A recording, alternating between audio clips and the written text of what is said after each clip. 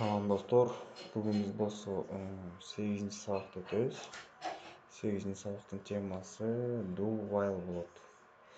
Силерге азыр do while'дын синтаксисин көрсөтөм. Мынтип жазылат. Мисалы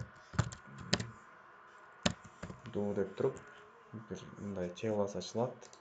Бул жерге while деп туруп бул жерде бир какой-то эреже болот. Бул эмнени түшүндүрөт? Do'нун ичинде кодду мисалы аткара бер дейт. Пока эреже могул жак true болмойнча, true болуп атканда, эгер могул жак true болсо, анда могул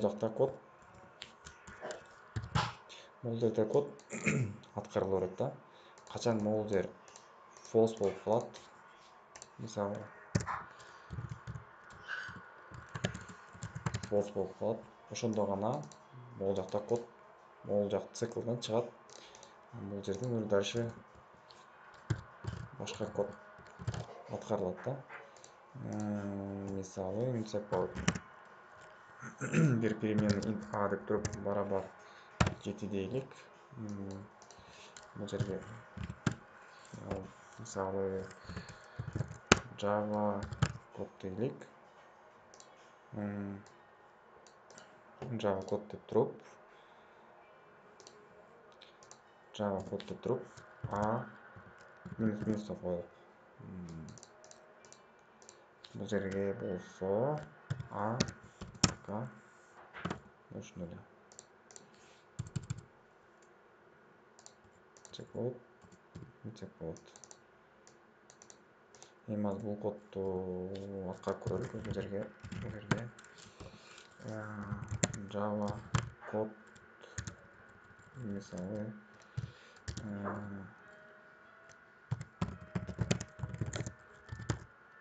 код деп көрөлүк. Бул кодду запускать этелик.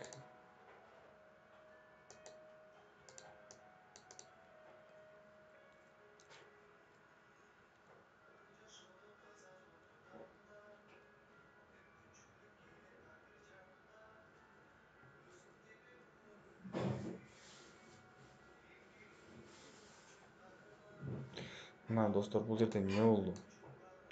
Бул жерде биринчи команда main'га кирди, main'да int деген переменныйды создавать этти. Анан do while деген эмеге кирди да, блокко. Do деген блокко кирип, могуну чыгарды. Мына достор, Java код деп чыгарды. Анан кийин a минус деген бул increment деп коет. Increment деген бул адан каждый цикл өткөн сайын бирди ал дейт. Адан минус болду. А болсо уже мояктан уже 6 болуп калды. Анан бул жерден текшерилет. А 0дон көппү? Көп, true. Бул жер true болду.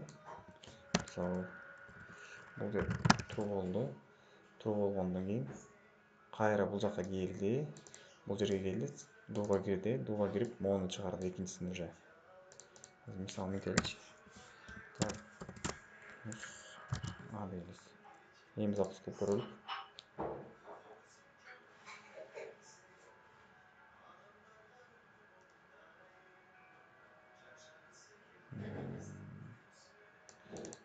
Мына достор, биринчи 7 чыгарды.